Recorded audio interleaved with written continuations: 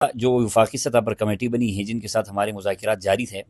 और इसी दौरान कुछ नाक़िबत अंदेशों की तरफ से ये कोशिश की गई कि इस जो विज़न को, मिशन को जो सुप्रीम कौंसिल ने उठाया हुआ है उसको नाकाम करने के लिए धरने में इंतशार पैदा किया जाए और हमारी इस मिशन को, तहरीक को नाकाम करने की एक नाकाम कोशिश की गई। लेकिन अल्हम्दुलिल्लाह धरने पे मौजूद हमारे शुरका ने और धरने की एहतजाजी कमेटी ने और सुप्रीम कौंसिल के बेहतरीन लाए अमल ने धरने को भी कामयाब बनाया, और आगे जो तहरीक जिसके लिए हम जा रहे हैं अल्हम्दुलिल्लाह उसमें भी हमारी तकरीबन समझे 50 से 70% की कामयाबी भी अल्हम्दुलिल्लाह हमें हासिल हो गई। इस वक़्त वफाकी सतह पर जो कमेटी बनी है उसके लिए जो ड्राफ्टिंग सुप्रीम कौंसिल की तरफ से वजूद में आया था वो ड्राफ्ट हुकूमत को पेश किया गया है, और हुकूमत ने बरोज़ हफ्ता 23 अगस्त को एक कैबिनेट का मीटिंग बुलाया, और ये सुप्रीम कौंसिल और दीगर एहतजाजात, गिलगित बल्तिस्तान के यूथ के जो एहतजाजात थे उनकी वजह से हुकूमत ने जो अपना 25 तारीख का जो कैबिनेट का इजलास था उसको 2 दिन मुक़द्दम किया है। हालांकि मुल्क में सैलाब था लेकिन इसको ज़रूरी समझ के 2 दिन पहले लाया, और कैबिनेट के जो इजलास इंशाअल्लाह उससे हमारा जो एजेंडा है उसकी तस्दीक के बाद वफाक के जो डायलॉग कमेटी है वहाँ से एक एसआरओ निकलेगा, और इंशाअल्लाह जो हमारी तहरीक है उसमें सेल टैक्स, इनकम टैक्स का जो सबसे बड़ा मुद्दा है, खात्मा है Gilgit Baltistan tax free zone का, उसमें इस वक्त अल्हम्दुलिल्लाह तकरीबन मकामात पे टैक्स का सिस्टम ख़त्म था, लेकिन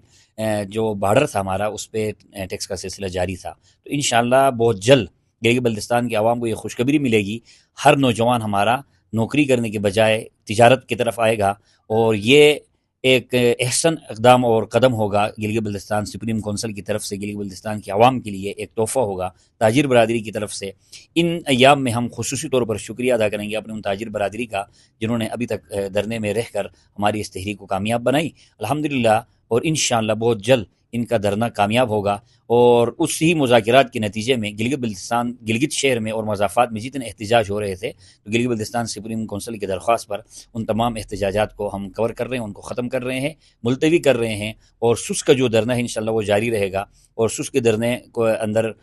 जो बैठे हमारे ताजिर बरादरी है, हमारे नौजवान हैं, यूथ है, उनके हौसले को और उनकी जुरात को हम सलाम पेश करते हैं। मुलतवी इसलिए जो गिलगित बल्तिस्तान की दीगर जगहों में जो धरने हैं उनको हम मुलतवी कर रहे हैं, और सुस के अंदर जो धरना है वो कायम रहेगा, तब तक कायम रहेगा इंशाअल्लाह जब तक हमारे मुतालिबात मनअन तस्लीम नहीं होते। और इंशाअल्लाह बहुत जल्द ये कौम को सुस के अंदर बैठी हमारी ताजिर बरादरी की मेहनत और गिलगित बल्तिस्तान सुप्रीम कौंसिल की मेहनत से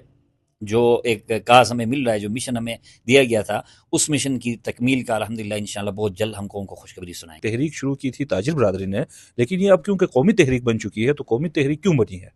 इसकी मैं आपको कुछ मिसालों से मैं समझाता हूँ कि जो भी चाइना प्रोडक्ट्स यहाँ पे इस वक्त गिलगित बल्तिस्तान के अंदर सेल हो रही हैं वो तमाम लाहौर और पिंडी से आ रही हैं। ये हमारी बदकिस्मती है कि हम इस बॉर्डर एरिया में रहते हुए हम वो सारी चीज़ें हम वहाँ से खरीद रहे हैं और महंगे दामों खरीद रहे हैं। जो चीज़ यहाँ सस्ती मिलनी चाहिए, जो लोग यहाँ आके ख़रीदारी करें, वो चीज़ बल्कि हम उल्टी वहाँ से ख़रीदारी करके ला रहे हैं। ये क्यों हो रहा था? ये इसलिए हो रहा था क्योंकि यहाँ पे टैक्सेस का नफाज ज़्यादा था। हालांकि गिलगित बल्तिस्तान एक टैक्स फ्री जोन है, तो हमारी जो पहली डिमांड है वो ये डिमांड हमने गवर्नमेंट के सामने रखी हुई है कि क्योंकि Gilgit Baltistan tax free zone है तो लिहाजा यहाँ पर एफबीआर के कोई भी टैक्सेस वसूल नहीं किए जाएंगे।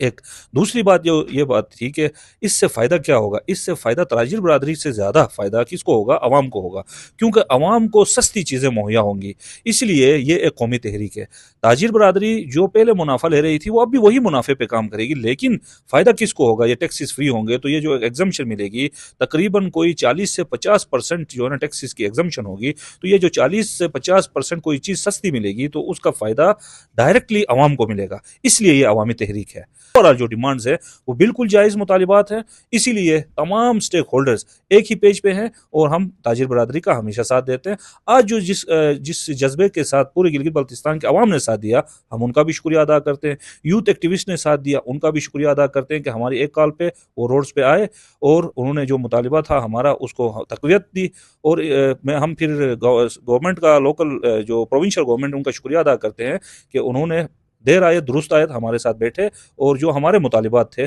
उनको तस्लीम किया। जो एफआईआर्स होनी थी उनको बेक किया, जो वहाँ पे पुलिस की नफरी भिजवाई गई थी वो बेक होंगी, वहाँ पे जो एफसीपी की डिप्लॉयमेंट थी वो ख़त्म होगी, और कोई भी आगे से भी इंशाल्लाह कोई एफआईआर्स नहीं होंगे। और हम भी कोशिश ये करेंगे कि जो धरने के कोड ऑफ कंडक्ट के हिसाब से हमारा धरना चलेगा, इमिग्रेशन ऑलरेडी ओपन था और इमिग्रेशन की ऑलरेडी आसानियाँ थी, इमिग्रेशन चल रहा था, इमिग्रेशन चलेगा, तो उसमें कोई पहले भी रुकावट नहीं थी, अब भी कोई रुकावट नहीं है।